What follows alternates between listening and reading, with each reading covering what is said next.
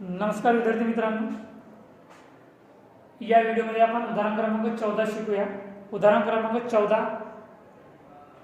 जो आपण उदाहरण क्रमांक 14 शिकणार आहोत तो उदाहरण तुम्हाला मी तुमच्या ग्रुपवर पाठवलेला आहे, तो तुम्ही बघा आणि मी वाचन करत असताना तो उदाहरण तुम्ही आपल्या डोळ्यासमोर ठेवा, कारण थोडं उदाहरण वेगळं आहे म्हणून लक्ष द्या उदाहरणाकडे। बघा, मी वाचतो आहे उदाहरण।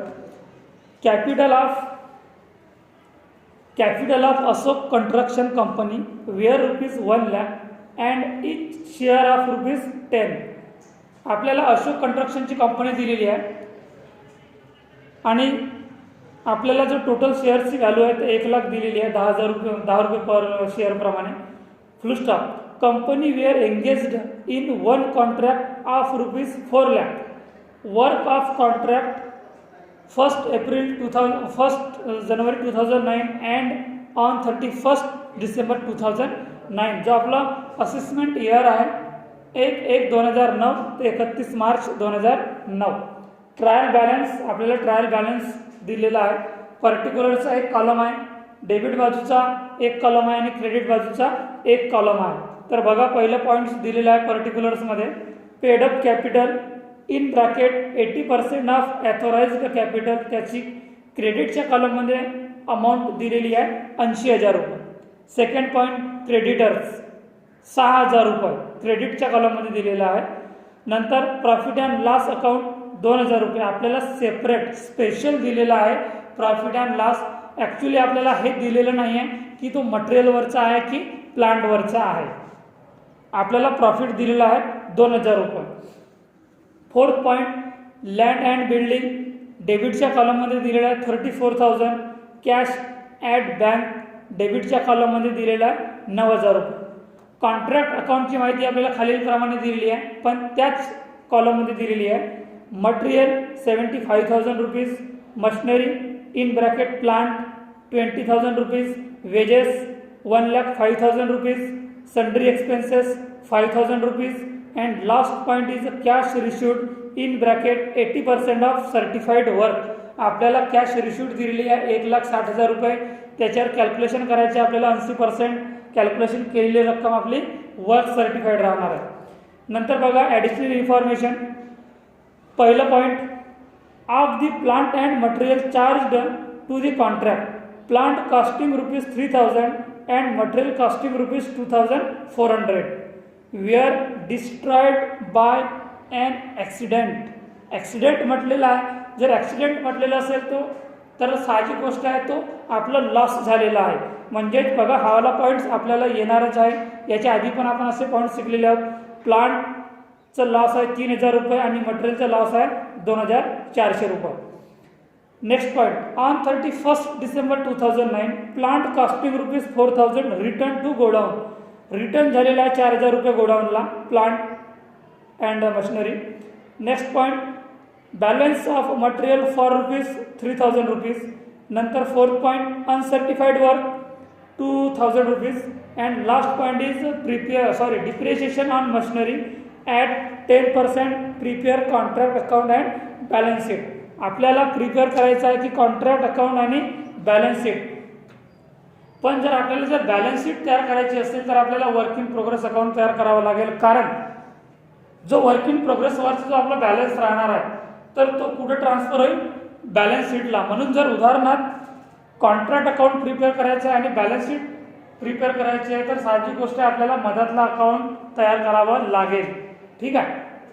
तर बघा, आपण सुरुवात करूया कॉन्ट्रॅक्ट अकाउंटपासून।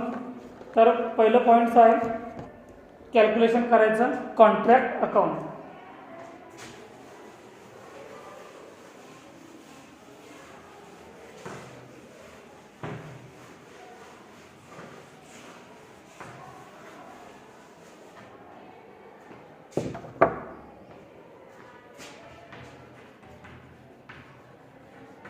Contract account,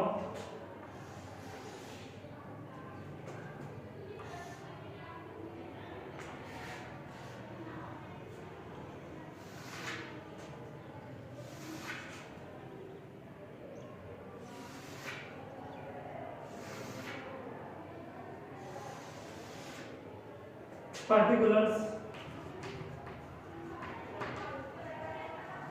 rupees,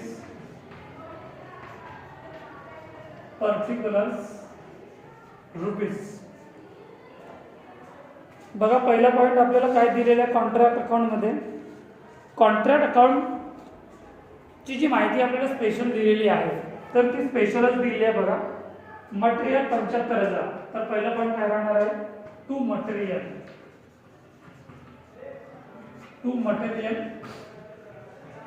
75,000. नंतर मशिनरी प्लांट 20,000 रुपये.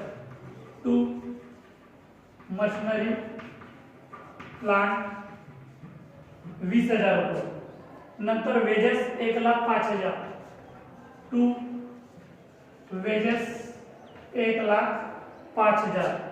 वेजेस नंतर आहे sundry expenses. To sundry expenses. Sundry expenses दिलेला आहे 5,000 रुपये. नंतर याच्या व्यतिरिक्त cash received 80% of certified work, म्हणजेच आपलं वर्क सर्टिफाईड लिहिल बाय वर्क सर्टिफाईड. वर्क सर्टिफाईडचे कॅल्क्युलेशन होणार आहे आपल्याला. कॅश रिसिव्ड दिलेला आहे 1,60,000 गुणिला 100 भागीला 80. किती निघणार आहे याचा 2 लाख रुपये निघेल. बघा याच्या आधीच्या उदाहरणात आपण सेम कॅल्क्युलेशन केलं होतं. 1,60,000 गुणिला 100 भागीला 80. 2 लाख रुपये काय निघाला आपला वर्क सर्टिफाईड. 2 लाख रुपये काय निघाला आपला वर्क सर्टिफाईड. नंतर ऍडिशनल इन्फॉर्मेशन मध्ये बघा on the plant and material charge to the contract plant costing ₹3,000 and material costing ₹2,400. तर प्रॉफिट अँड लॉस असं आपल्याला पॉईंट्स कॅल्क्युलेशन करावं लागेल. By profit and loss. By profit and loss किती दिलेलं आपल्याला प्रॉफिट अँड लॉस मध्ये. प्लांट 3,000 रुपये. प्लांट 3,000 रुपये. नंतर मटेरियल 2,400 रुपये. मटेरियल 2,400 रुपये. तर 5,400 फायनल कॉलम 5,400. नंतरचा पॉइंट्स बघा on 31st December 2009 plant costing ₹4,000 return to godown. Plant return to godown त्याची एंट्री होणार आहे 4,000 रुपये. Plant return to godown bye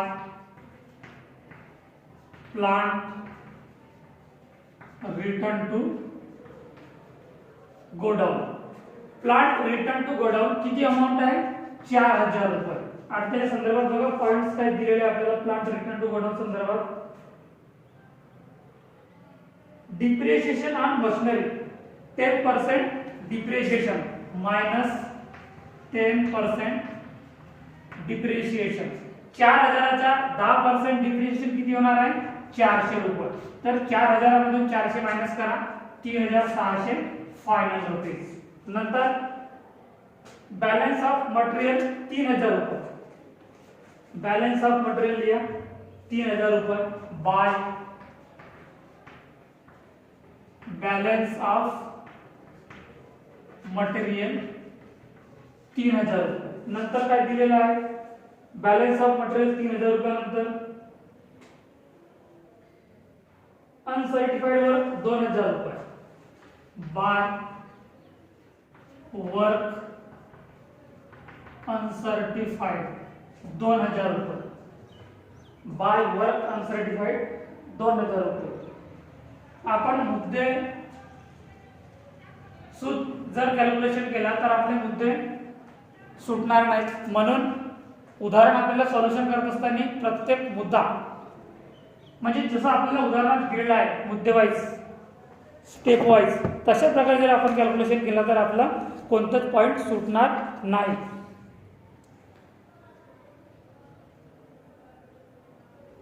आता आपल्याला कॅल्क्युलेशन करावं लागेल की बॅलन्स ऑफ मशीन. कारण बॅलन्स ऑफ मटेरियल ऑलरेडी आपल्याला दिलेला आहे आता आपण कॅल्क्युलेशन करूया बॅलन्स ऑफ मशीन. ठीक आहे, बॅलन्स ऑफ मशीन किंवा बॅलन्स ऑफ मशिनरी, त्याला आपण प्लांट सुद्धा म्हणू शकतो आहे. By balance of machinery. By balance of machinery आपल्याला हवाला पॉईंट्स कॅल्क्युलेशन करायचं आहे. तर उदाहरण बघा, आपल्याला मशिनरी दिलेली आहे बी नंबर पॉईंट्समध्ये, मशिनरी इन ब्रॅकेट 20,000 रुपये म्हणून इनर कॉलममध्ये लिहा. आपल्याला कॅल्क्युलेशन करायचं आहे बाय बॅलन्स ऑफ मशिनरी दिलेली आहे MESCHINERY 20,000 रुपये. त्याच्यामधून मायनस करा लॉस ऑफ मशीन जो तुम्हाला दिलेला आहे बघा, उदाहरणातच दिलेला आहे लॉस ऑफ मशीन. पहिल्याच मुद्द्यात प्लांट कॉस्टिंग रुपीज, शेवटीला ऍक्सिडेंट असा शब्द दिलेला आहे बघा पहिलाच पॉईंट ऍडिशनल इन्फॉर्मेशन मध्ये. On the plant and material charge to the contract, plant costing rupees 3,000 and material costing rupees 2,400 were destroyed by the accident. म्हणजे हा ऍक्सिडेंट झालेला आहे म्हणजे लॉस झालेला आहे. प्लांट आहे 3,000 आणि मटेरियल आहे 2,400. तर आपल्याला फक्त प्लांट संदर्भातच कॅल्क्युलेशन करायचं आहे, कारण की आपण बॅलन्स ऑफ मटेरियल कॅल्क्युलेशन करत आहोत म्हणून आपण sorry balance of machinery calculation करतात. तर मशिनरी संदर्भातच जे काही लॉस आहे प्रॉफिट आहे ते संदर्भात आपल्याला कॅल्क्युलेशन करावं लागेल. मायनस लॉस ऑफ प्लांट किती दिलेला आहे, लॉस ऑफ प्लांट 3,000 रुपये. तर 20,000 मधून 3,000 मायनस कराल तर किती उरतील 17,000 रुपये. अजून काही दिलेलं आहे आपल्याला, काही लॉस वगैरे रिटर्न झालेला आहे आपल्याला गोडाऊनला प्लांट बघा परत पाठवलेलो आपण. तर minus godown return minus plant return किती आहे, प्लांट रिटर्न 4,000 रुपये. तर 17,000 मधून 4,000 मायनस कराल तर किती उरतील 13,000 रुपये. ठीक आहे. तर आता इथे जागा अपुरी पडत असल्यामुळे मी बाजूला लिहितो आहे प्लांट रिटर्न मायनस झाला 4,000 रुपये, शिल्लक किती उरलं 13,000 रुपये. आता या 13,000वर आपल्याला डिप्रिशिएशन कॅल्क्युलेशन करायचं आहे. Minus 10% depreciation. 13,000चा 10% किती होणार आहे 1,300 रुपये. तर 13,000 1,300 रुपये मायनस करा. 13,000 मधून मायनस 1,300 रुपये मायनस केलं तर किती उरतील 11,700 रुपये. 11,700 रुपये. आता अजून आपले काही पॉइंट्स उरलेले आहेत का बघून घ्या.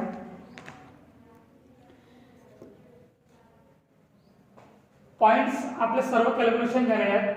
तुम्हालाही सांगतो विद्यार्थ्यांना, जर परीक्षेमध्ये तुम्हाला उदाहरण सॉल्युशन करायचं आहे तर प्रश्नपत्रिकेमध्ये जे आपल्याला अनुक्रमांक सिरियल नंबरनुसार जसे मुद्दे दिलेले आहेत तसे मुद्दे तुम्हाला कॅल्क्युलेशन करावे लागतील, जेणेकरून तुमचा एकही मुद्दा सुटता कामा नये. तर आता आपण बघू दोन्ही बाजूचे टोटल करून बघू काय आहे. तर आधी डेबिट बाजूचे टोटल करू. मटेरियल आहे 75,000, मशिनरी आहे 20,000, वेजेस आहे 1,05,000 आणि सन्ड्री एक्सपेन्सेस आहे 5,000. डेबिट बाजूची टोटल आहे 2,05,000. मी इथं रफ मध्ये लिहितो आहे कारण की मला माहित नाही की कोणत्या बाजूची टोटल अधिक आहे म्हणून मी रफ मध्ये लिहितो आहे 2,05,000. आता क्रेडिट बाजूची टोटल करतो आहे 2,00,000 वर्क सर्टिफाइड,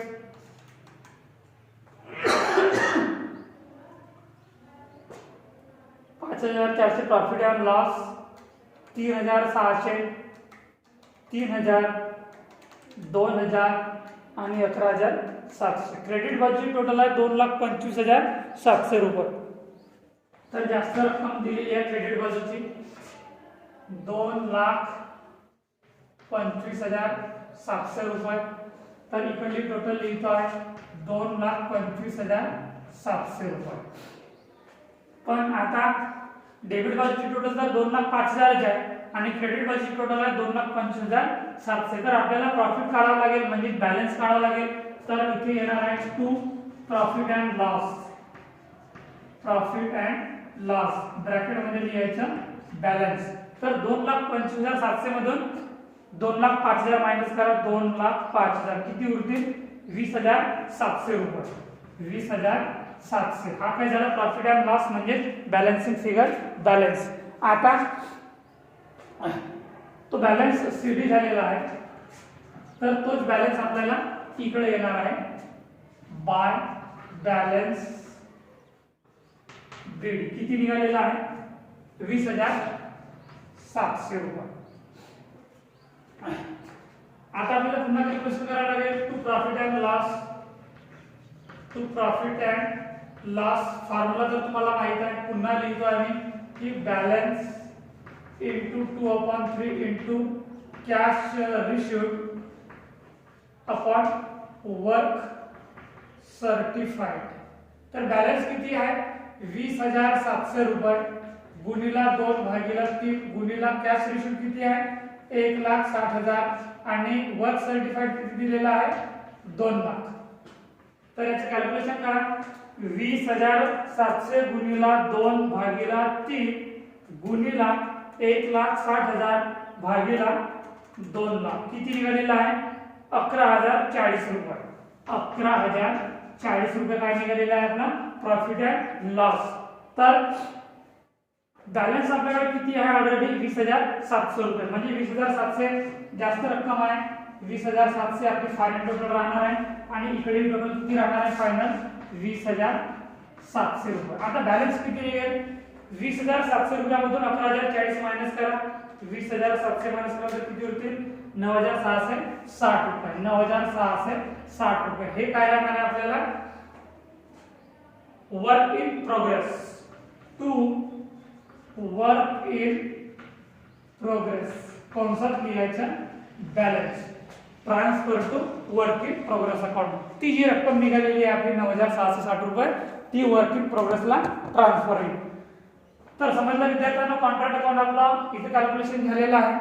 आता आपण याच्यानंतर कॅल्क्युलेशन करूया वर्क इन प्रोग्रेस अकाउंट. तो जो आपला बॅलन्स निघालेला आहे तर तो वर्क इन प्रोग्रेसला ट्रान्सफर होणार आहे आणि आपल्याला उदाहरणार्थ फक्त contract account and balance sheet असे दोनच अकाउंट तयार करायचे होते, पण आपल्याला बॅलन्स शीट तयार करायसाठी वर्क इन प्रोग्रेसचे बॅलन्स शीट गरज पडेल, म्हणून आपल्याला वर्क इन प्रोग्रेस अकाउंट तयार करावं लागेल. तर समजलं विद्यार्थ्यांना. तुम्हाला इथे काही कन्फ्युजन असेल काय डाऊट्स असेल कोणता पॉईंट समजला नसेल तर तो तुम्ही मला विचारा. याच्यानंतर आपण कॅल्क्युलेशन करणार आहोत work in progress account.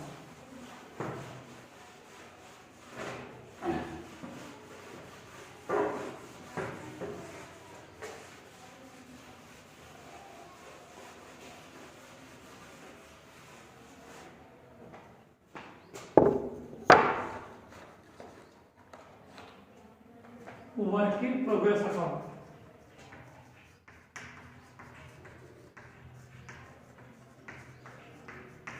Work in progress account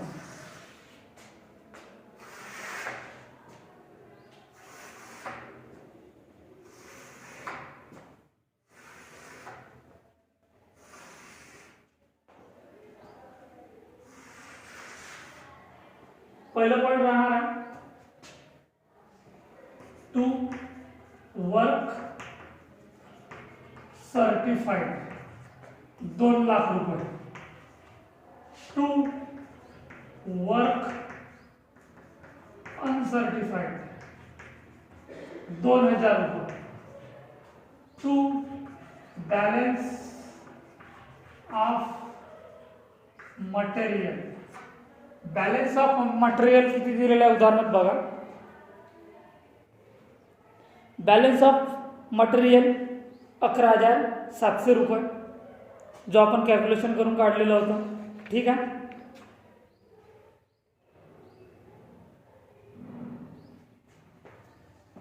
balance of material 11,700. नंतर to balance of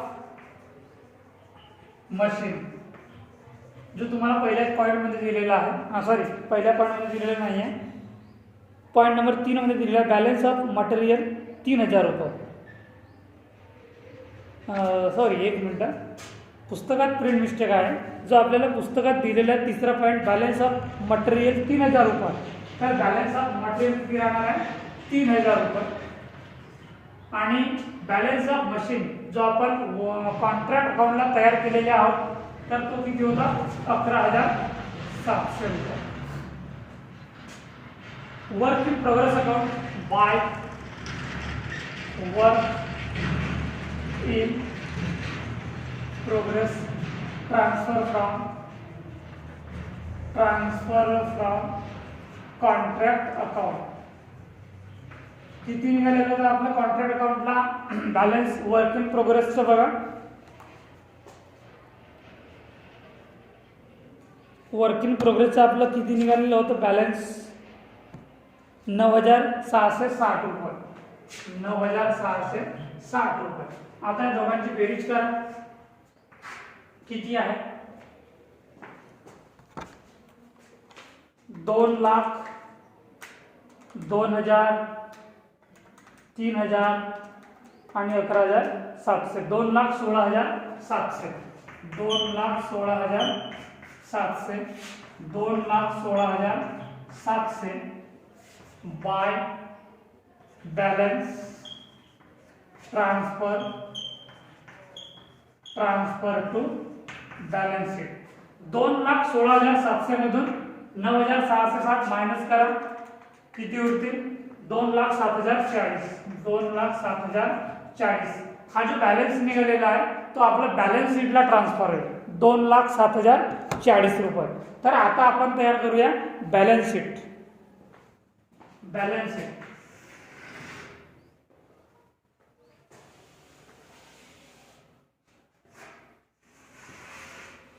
balance sheet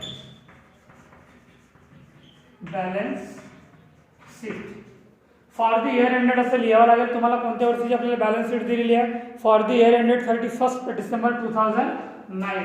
ब्रॅकेटमध्ये लिहायचं for the year ended 31 December आहे की मार्च आहे. डिसेंबर आहे. 31 डिसेंबर 2009. आता आपली पहिली एंट्री कोणती होणार आहे बॅलन्स शीटला बघा. शेअर कॅपिटल आपल्याला पहिलेच उदाहरण मिळालेलं आहे शेअर कॅपिटलवाला.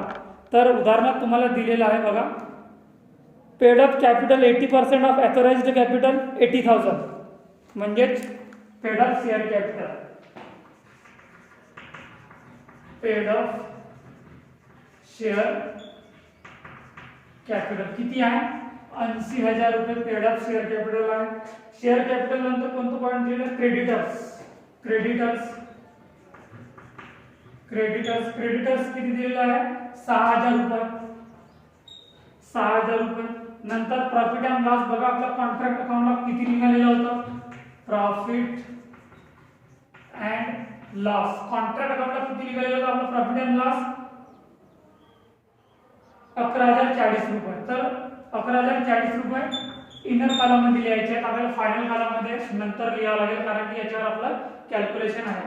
आता बघा प्रॉफिट अँड लॉस कॉन्ट्रॅक्ट अकाउंटला आपलं प्रॉफिट निघालेलं होतं 11,040 रुपये आणि आपल्याला उदाहरणात ऑलरेडी दिलेलं आहे प्रॉफिट 2,000 रुपये. तर प्रॉफिट दिलेल्यामुळे आपलं काय होणार आहे प्लस होणार आहे.